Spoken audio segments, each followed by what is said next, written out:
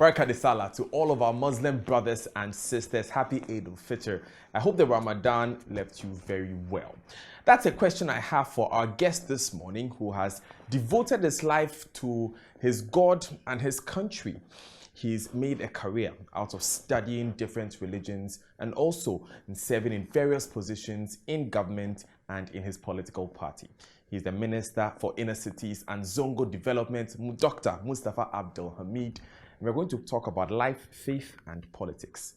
Doc, Barakah Salah. Hope all is well. Inshallah. I see the Ramadan has treated you well. I was telling you earlier Absolutely. that you don't look like you fasted for 30 days at all. I know. God is good. But tell us, how was that journey through Ramadan for you? Well, for somebody who has been at this from age 7, age 7 is the age when, according to prophetic admonition, parents should begin to teach their children the practice of the fundamental pillars of Islam, prayer and fasting especially. And so at that age, your parents would encourage you to abstain from eating and drinking till 12 noon or 1 p.m. or 2 p.m. Then the following year, they'll push you to 4 p.m. and so on. Until hopefully by the age of 13, 14, 15, you are able to fast the full course.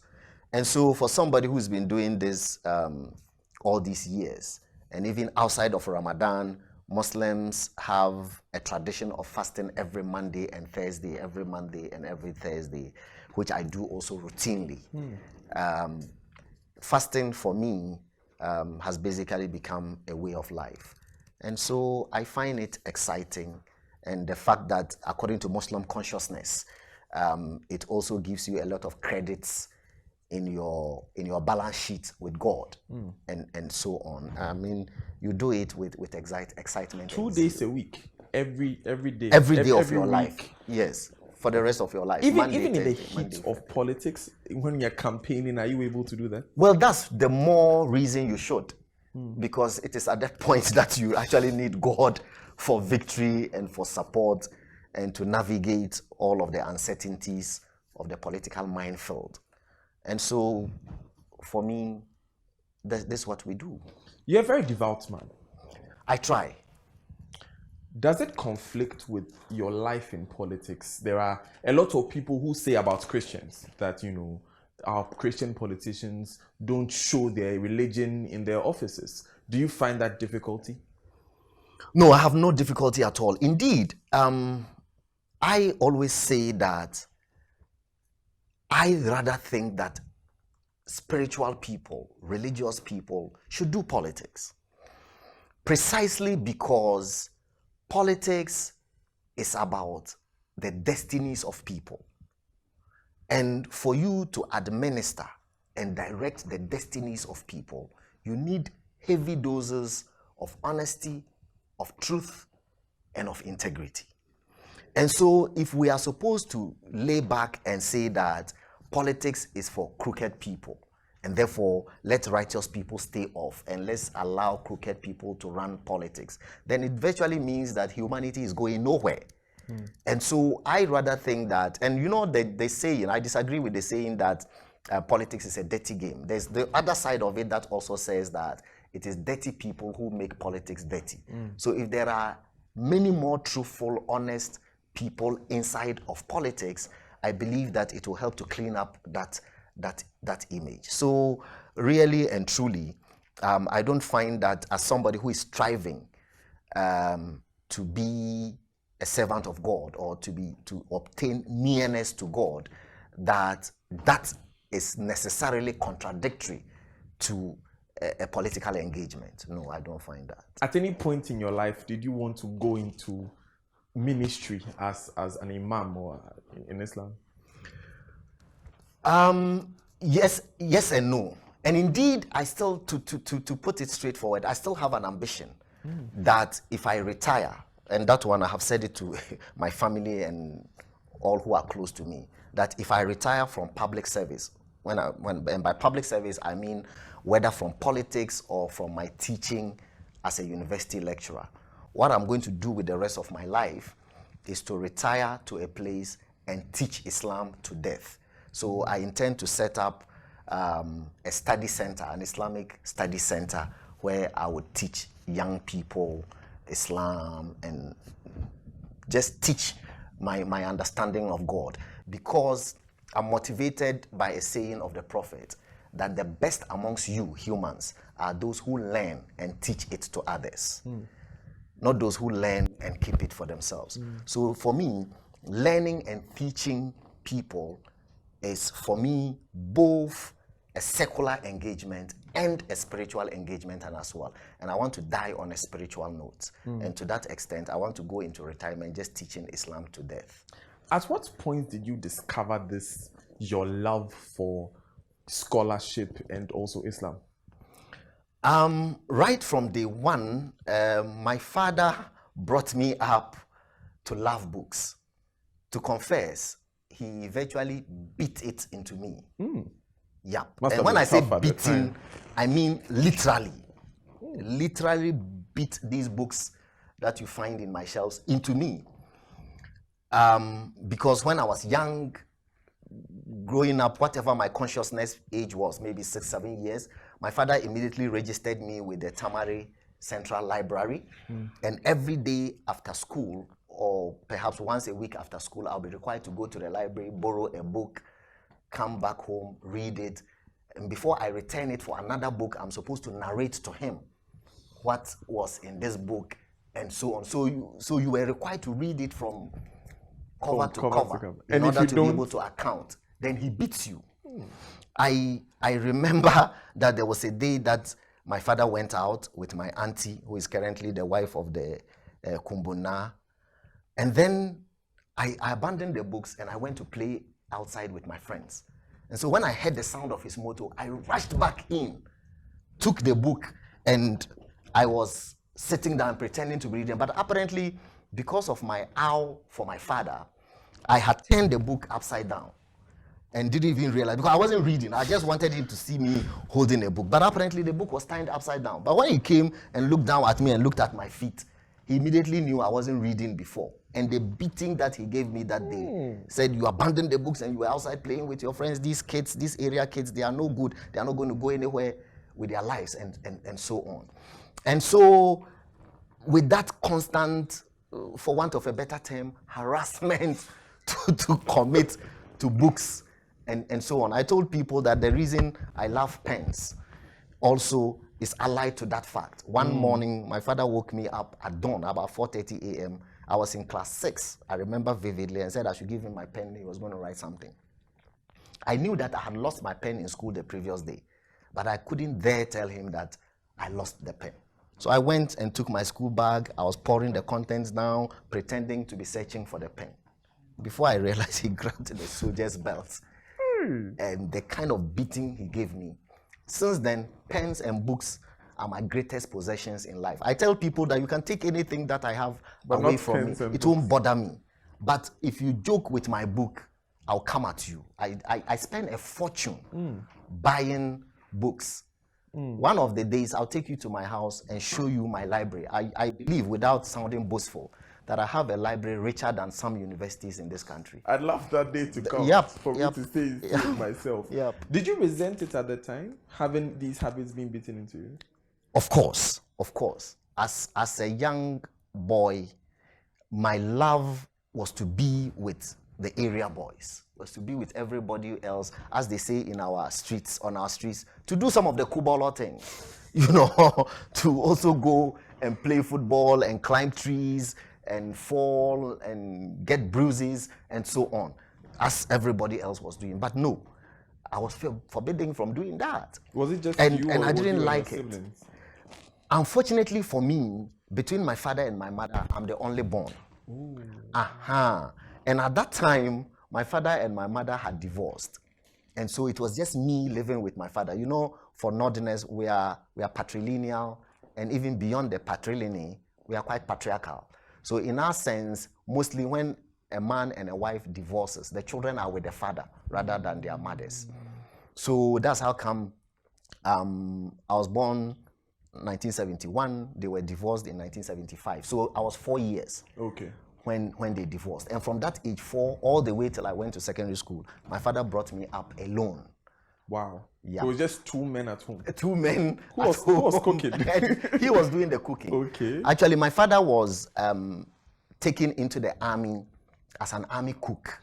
Oh. Yeah, so he's a good cook, very, very good cook. So he used to cook in the army cookhouse until at a point they moved him from cookhouse to stores, and he became a storeman and a ration man, but still had to do with foods. I get it now. That's where the soldier's belt came from. Absolutely, absolutely. Wow. Do you still talk to him? Very much so, very much so. In 1985, he got into trouble with the then PNDC government and went into exile. He and some colleagues were accused of plotting to overthrow the PNDC, and then he went into exile. Now, since MPP won in 2001, he's free to come home, so he comes and goes, but he still lives in Belgium. Okay. Yeah, and we talk often. Is that where your love for politics started? Yes. So my love for politics started as a resentment against Jerry Rawlings. The man Jerry Rawlings. Yes, because I mean PNDC was about Jerry. You know, it was a military government led by Jerry Rawlings. And when I came back from school one afternoon to locked doors and everything, and the people in the household said to me, they put it very bluntly. I said, "Where's my father?" They said, "Oh, Jerry Rawlings is looking for him to arrest him, so he has run away." I mean, just like that. And as a young mind, so I knew Jerry was looking for him, not the system or PNDC government or exactly. And so later on, I got details from his friends in the army who said that he was accused of coup plotting, and that's why they were looking for him. Some of his friends were arrested, some got killed, some got jailed for donkey years. I met some of them later on, people like Captain Boogie and co, who told me that they were lucky to be alive because they were tortured with electric shocks and all of that. So my father would have gone through all that, or perhaps would have died. So I'm grateful that he managed to escape. But that got me resentful against Jerry Rawlings. And so I vowed to myself that if I grew, I was going to, in fact, my initial ambition was also to be a soldier and to also overthrow Jerry Rawlings so my father can come home to confess. So I wanted to be a soldier initially. After sixth form, I tried once and I didn't get recruited. And so the following year, then I said, okay, let me go to university. Perhaps I will try again when I graduate from university. You know, those days you could, when you finish sixth form and you go to the army, you are a second lieutenant. And then after graduation, full lieutenant. So I said, okay, I would still go. But in the course of first year in University of Cape Coast, the ban on party political activity was lifted. And so I said, oh, okay, so another opportunity to work against the interests of Jerry. And of course, then they formed the Eagle Club. There was the Dankwa Buzia Club. Then the Eagle Club became NDC. So naturally, I would have been averse to NDC. So I joined the Dankwa Buzia group, which is now NPP, to work against the NDC. Our efforts didn't pay off in 92. We didn't pay off in 96. But 2000, it paid off. And in March 2001, my father landed on the soil of Ghana for the first time since 1985. I met him at the airport at Kotoka, and I wept. And so that's the reason I'm MPP. And that's the reason I will never, ever be NDC. It's not possible. Take us back to that moment in March 2001. What was the first thing you said? You see, when I got to that point, I got emotional again. It was really very, very, very emotional moment. And I wept bitterly, just embracing him and kissing his hands and so on. He was like, "It's okay, my son. God has willed that we should meet again," and blah, blah, blah, blah, blah. And so was he proud of you? I was grateful. Yes, he was. Even though initially, once he was in exile and heard that I was on the platforms, because at that time it was dangerous to do politics. I tell all these young men in MPP who attend one rally and shout "Kukrudu," and then they come and say "Yabreo party nimuna say."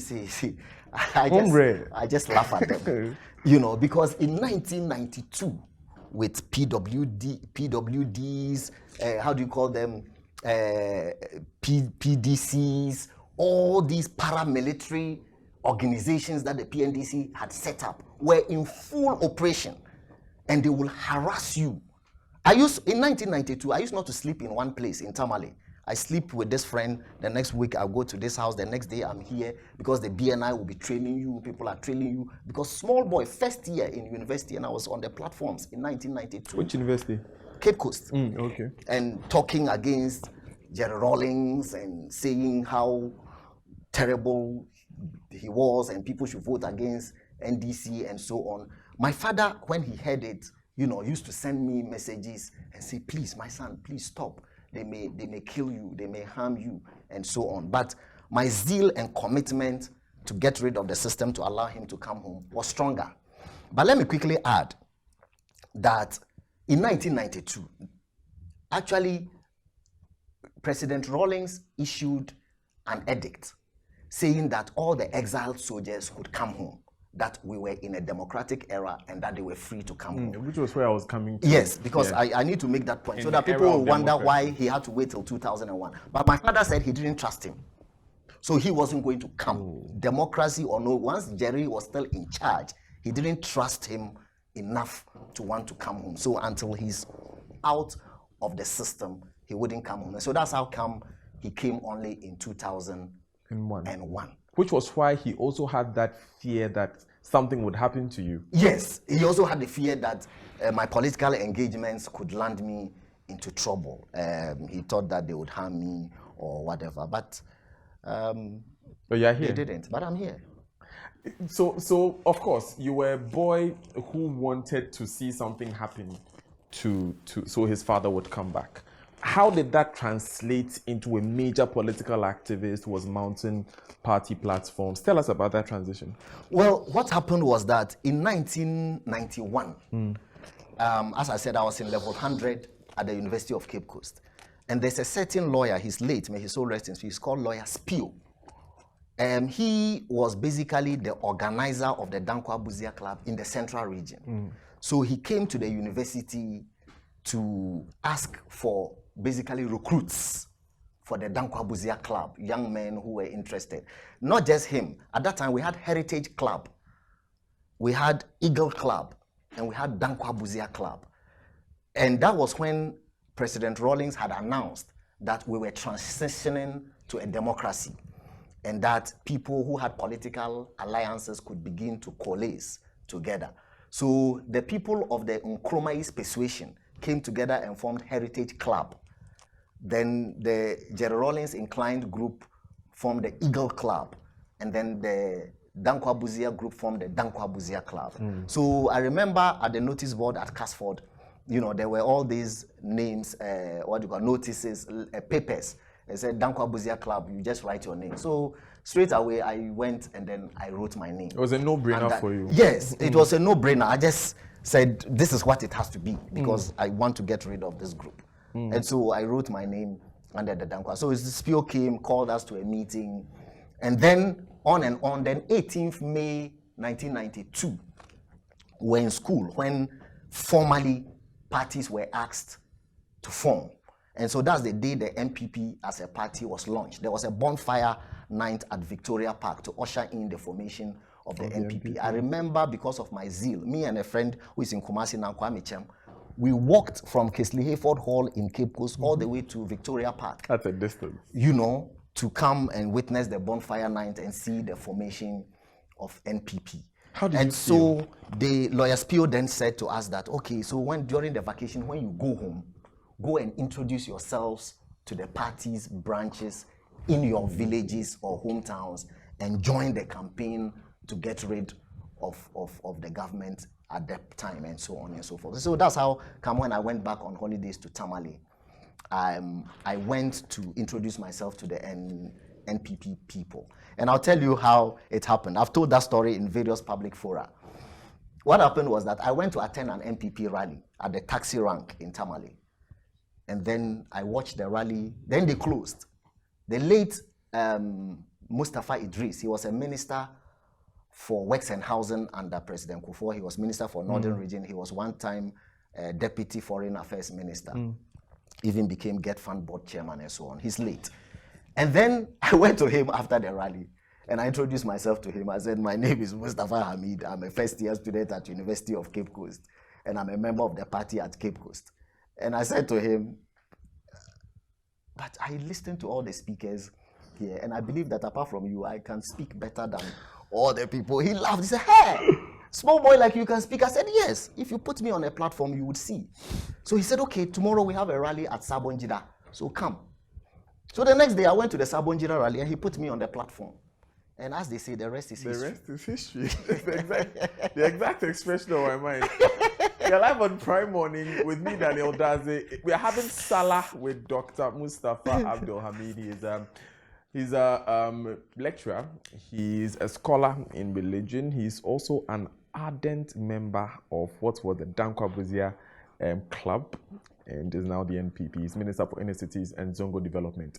We'll get to his work as a lecturer and as a minister, but at this time, we want to begin to wrap up the conversation on his life and how he became the person we are seeing now. So, Doc, you have been associated with the president for a long time. I remember that famous article you wrote sometime in 2008. Was 2009? Yes. Yeah, early 2000. After the election. Yes. About the role of the former President Kufuor in the loss of President Akufo-Addo. First of all, how did you meet the man, Nana Addo Akufo-Addo, and become so closely associated with him? Well, what happened was that I was national youth organizer of the party. And then one day, after a national executive committee meeting at the party's headquarters at Kokomlemle, he called me and said, young man, how are you? Blah, blah, blah. And I said, I'm fine. He said, I would want to see you in my house the next day. And I said, I don't know where your house is. And he says, oh, East Legon, Muslim cemetery, you turn right, this, that, and so on. And I said, okay, so I'll make it the next morning. I'll come and see you. So I went and saw him. And then he said, you are a very nice young man, intelligent, this, that. I would like us to work together. Meanwhile, prior to that, I was editor in my journalistic journey, I became editor for The Statesman. I was editor for Statesman between 2001 and 2002. But this direct encounter with President Akufo-Addo, where we sat down to have a conversation, was in about 2004. But prior to that, the one that recruited me to be editor for The Statesman was Gabi Ochredakun, who is owner of The Statesman. Yes. He recruited me to be his editor. And so he took me to, before he employed me as editor, he took me to Akufo-Addo and said, oh, this is a young man that I've seen who is going to be my editor. But that's where it ended. It was brief, very 2 minutes, 3 minutes, and then I went. Until this 2004, when he invited me again and said, come and let's have a conversation. And he said he liked me, he thought that I was intelligent, and he was putting it to me, as I already knew that he had presidential ambitions, and he wants me to work with him to achieve that ambition. Under normal circumstances in our country, people say, oh, let me go home and think about it. I didn't tell him that I was going home to go and think about it. I said, I'm with you, I'm going to follow you. Why? Because I knew, being an activist of the party, that it was almost logical that after President Kufuor, he was going to be the next president. I had absolutely no doubt that he was going to be the next after Kufuor. So I had no hesitation at all. You were joining the winning team. Absolutely, in working for him. And I said, I'll stay with you and then we'll fight it.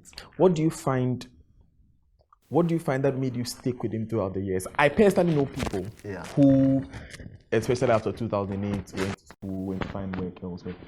What made you stick with him? It is his commitment to the Ghanaian project. Because in my workings with him, I saw that this was a very honest man who was genuinely, and I mean genuinely, committed to the development of the country. You know, people say that people enter politics for all sorts of motives, including even me, who entered politics initially just to get rid of somebody for my father to come home. People enter politics for all sorts of reasons. But I saw that this man was in politics solely because he wanted to uplift ordinary people and work for the common good. And that is what made me even more zealous to work with him. And what cemented it, I'll tell you, Yes, and I wrote this in an article that I wrote on his birthday, 29th March 2016. It was in the Daily Graphic of 29th March 2016, and I called it, "This is Akufo-Addo." One day he called us, and when I say us, those of us that in politics they call his kitchen cabinet. It was me, there was Boache Jakun, there was Ken Oforiatta. Yes, Abu Jinapo was in his kitchen cabinet, but that day he wasn't around that table. And then he called us to his house. I think there was Jacob Echebi-Lamte in that meeting. And he said, "Oh, I've called you here for only one reason." He says, "I've called you to tell you that I am not in this political project so that those of you around this table will make money." He says, "That's not the reason I am in politics." Then he said, "If anybody is around this table who is following me because they want to make money, please show it by hands or get up and leave." So when he said that, everybody was quiet. So after 1 minute or 2 minutes, then he said, "Well, since nobody's leaving the table, I have an understanding that we are all in this to come in and fight for the ordinary Ghanaian and not for ourselves." And we said yes.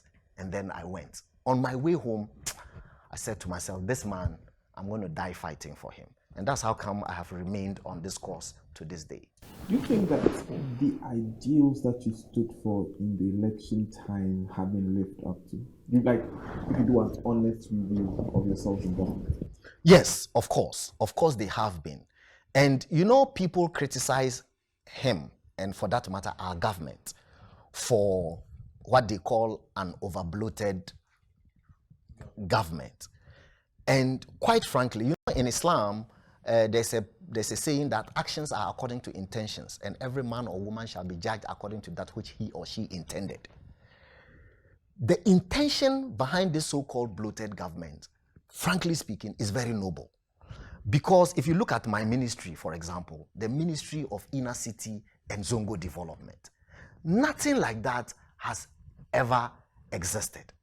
And why would you create a ministry responsible for inner city and Zongo development? Inner city and Zongo development and Zongo people are the people who live in communities that are characterized by poor infrastructure, lack of social services, poverty, illiteracy, all of the things that are basically what somebody will call a scar on our conscience. Could it not have been done under the other ministries that already exist? Well, if you do the same thing over and over again, I'm not sure you would expect a different result.